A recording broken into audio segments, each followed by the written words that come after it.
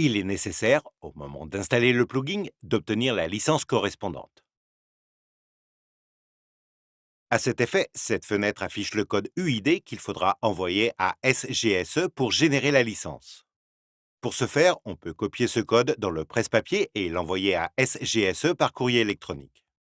SGSE retournera un fichier licence.lic qu'il faudra alors placer dans le répertoire d'installation du plugin.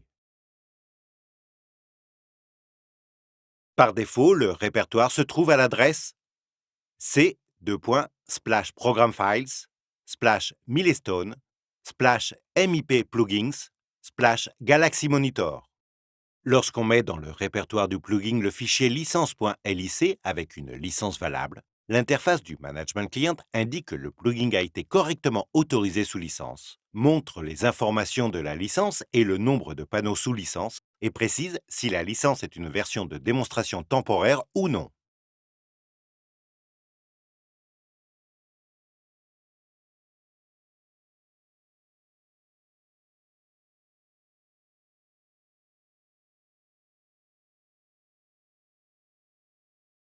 Pour enregistrer un panneau, allez à la rubrique Panneau Galaxy. Cliquez avec le bouton droit de la souris sur Ajouter nouveau et donnez un nom au panneau pour l'identifier dans le système.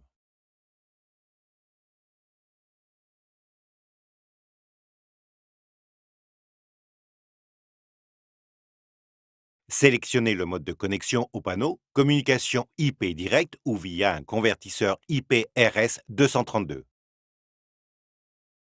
Configurez le port d'écoute pour la réception des événements. Par défaut, le port 10002. L'adresse IP du panneau ou du convertisseur RS-232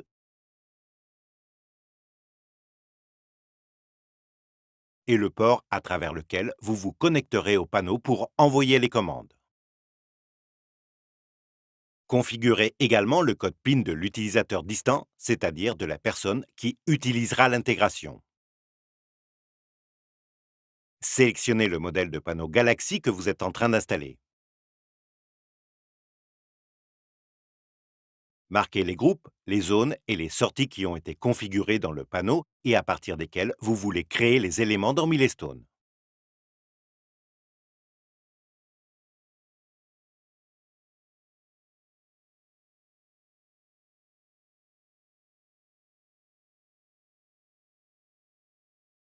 Les éléments qui seront créés peuvent être définis comme la source des événements d'intrusion provenant du panneau et permettront de représenter les éléments d'intrusion sur une carte.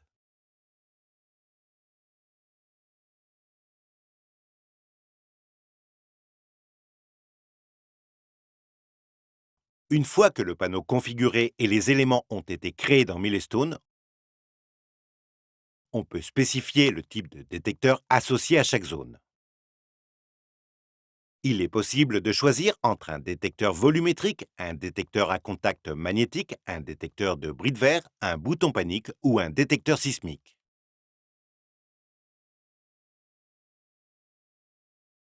Le type de zone détermine l'icône qui s'affichera sur la carte lorsque la zone aura été ajoutée.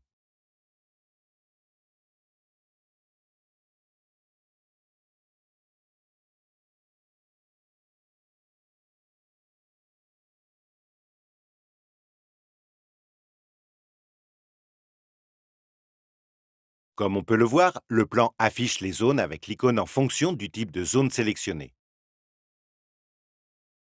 Volumétrique, contact magnétique, bris de glace, bouton panique ou détecteur sismique.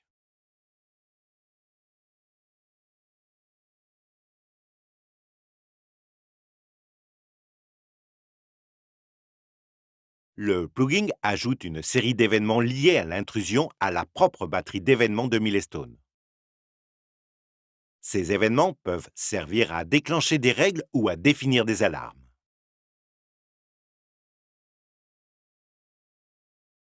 Lorsqu'on crée une règle, en sélectionnant l'événement déclencheur, un nouveau groupe d'événements Galaxy Monitor liés au panneau d'intrusion apparaît.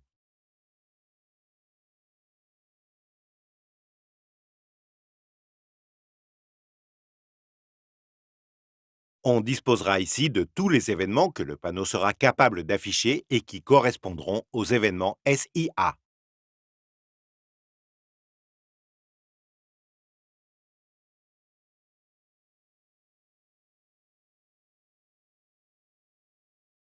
Avec le signal d'alarme de vol SIA, par exemple, l'événement BA affiché dans la zone 1003, il est possible de réaliser toute action parmi celles disponibles dans Milestone. Par exemple, positionner une caméra PTZ sur un pré-réglage déterminé.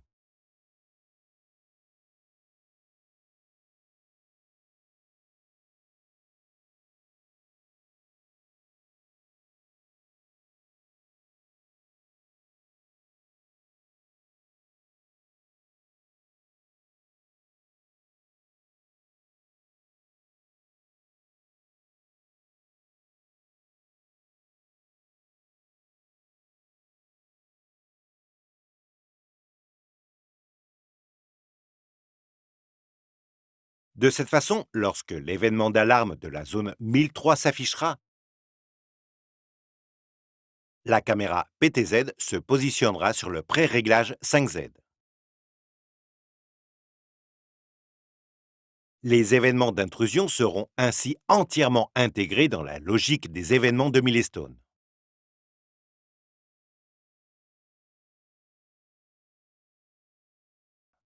De la même façon, il est possible de définir des alarmes en fonction des événements d'intrusion que le plugin contient.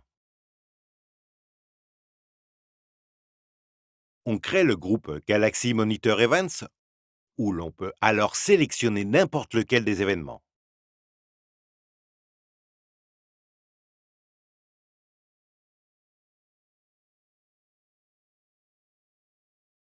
Avec l'événement BA, alarme de vol, par exemple, on peut indiquer que lorsque l'événement d'alarme de vol se produira dans une zone quelconque, une alarme s'affichera dans Milestone.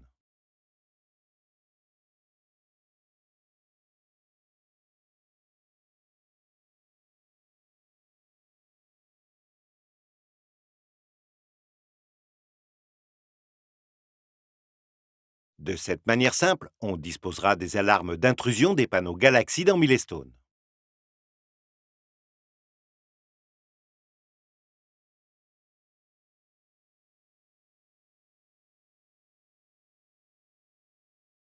Lorsqu'on définit une alarme, on peut lui associer une caméra.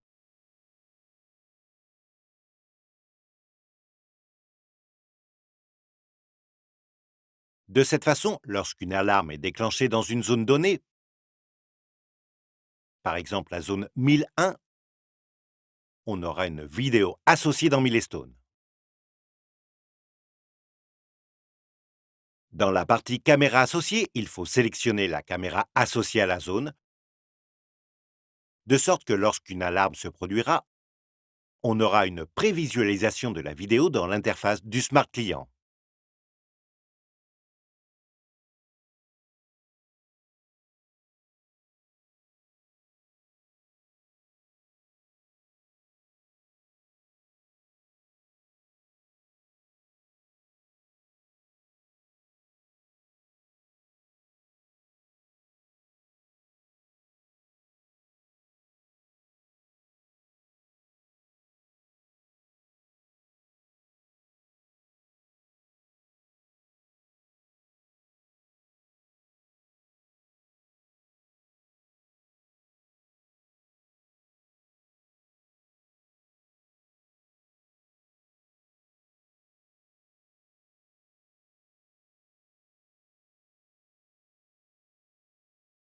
En plus des événements, le plugin contient une série d'actions qui permettent d'interagir avec le panneau suivant les règles définies dans Milestone. Lorsqu'on crée une règle, on peut définir n'importe quel événement de Milestone comme un événement déclencheur de cette règle.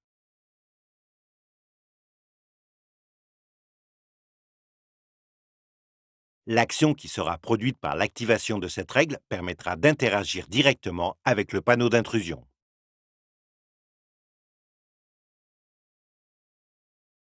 On peut voir ici comment le plugin ajoute de nouvelles actions que l'on peut exécuter automatiquement lorsqu'un événement se produit dans Milestone. On peut armer et désarmer le panneau, armer ou désarmer une partition, inhiber ou désinhiber une zone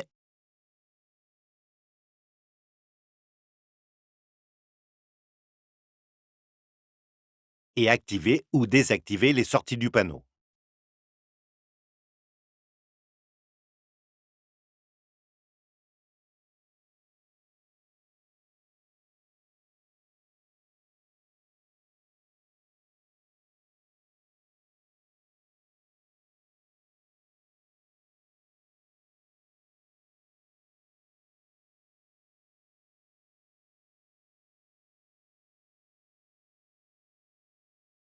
Dans cet exemple, lorsque l'événement manuel Demo Event se produit, la sortie 1002 du panneau d'intrusion sera activée.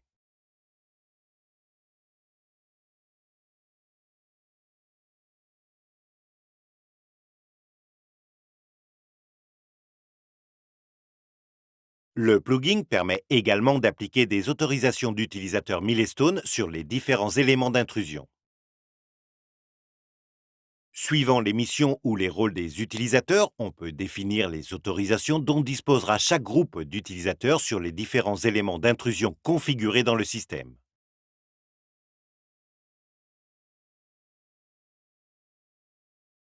Il est ainsi possible d'indiquer si les utilisateurs correspondant au rôle pourront activer ou désactiver les sorties, travailler sur l'état d'inhibition des zones et armer ou désarmer des partitions.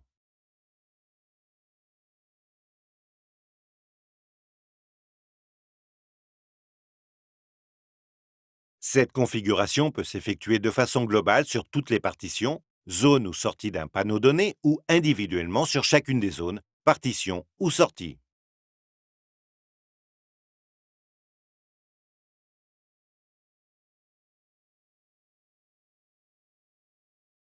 Dans ce cas, l'utilisateur pourrait inhiber la zone 1001, mais pas la zone 1002.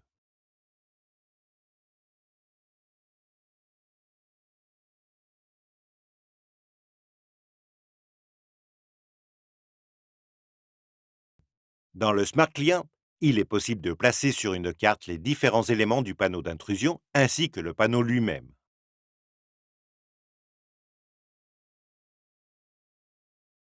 Une fois ces positionnements effectués, on peut interagir avec eux via le bouton droit de la souris, armer et désarmer les partitions, inhiber ou désinhiber les zones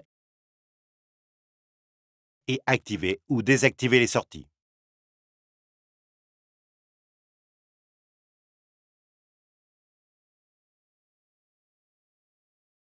Il est également possible de travailler sur le panneau complet en armant ou en désarmant totalement ou partiellement.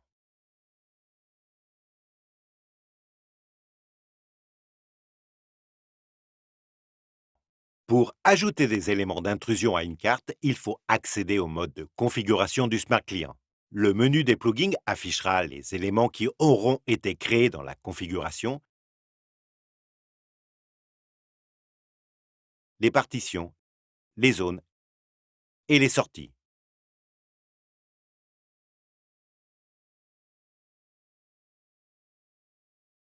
Pour les ajouter à la carte, il suffit de les faire glisser.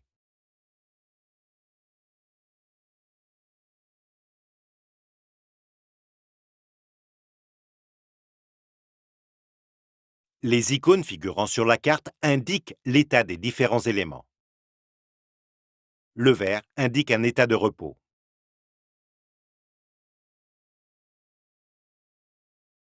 Si l'on interagit par exemple avec la partition A1, un clic droit dessus permet de l'armer.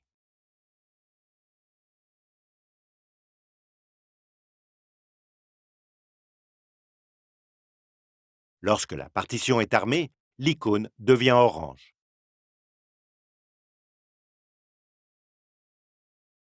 De la même manière, il est possible de désarmer la partition.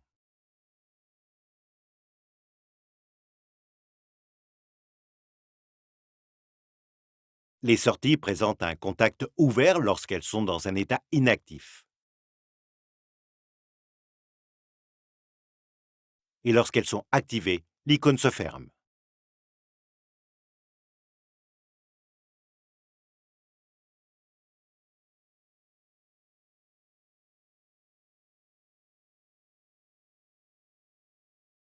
Les icônes de zone indiquent le type de capteur configuré dans le management client. Ces icônes peuvent représenter différents détecteurs: volumétrique, à contact magnétique, bris de glace, bouton panique et détecteur sismique. La marque verte indique un état de repos. Si la zone change d'état, l'icône devient rouge.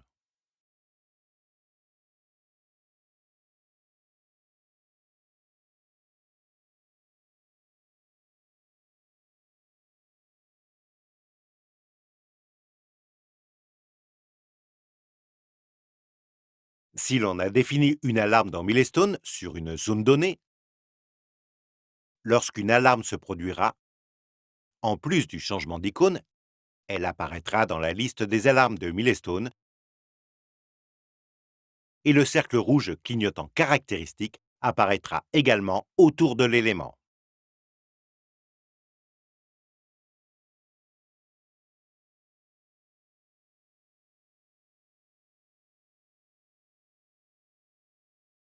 On peut voir ici comment l'alarme définie apparaît.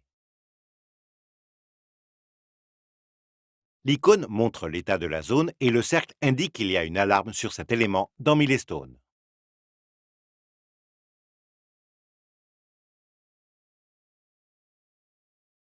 Lorsque l'on ferme l'alarme de Milestone,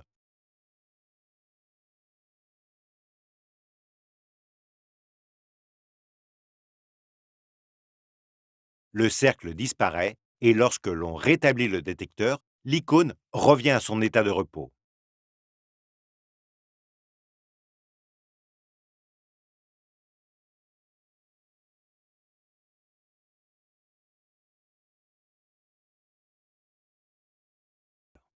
Dans le cas des partitions, il est possible d'effectuer sur les éléments d'intrusion un armement partiel.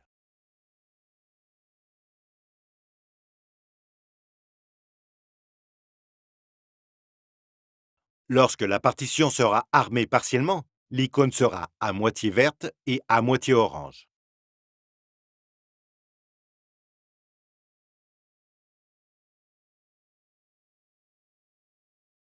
Sur les icônes des zones, on pourra inhiber la zone. L'icône affichera une croix rouge indiquant que la zone est inhibée.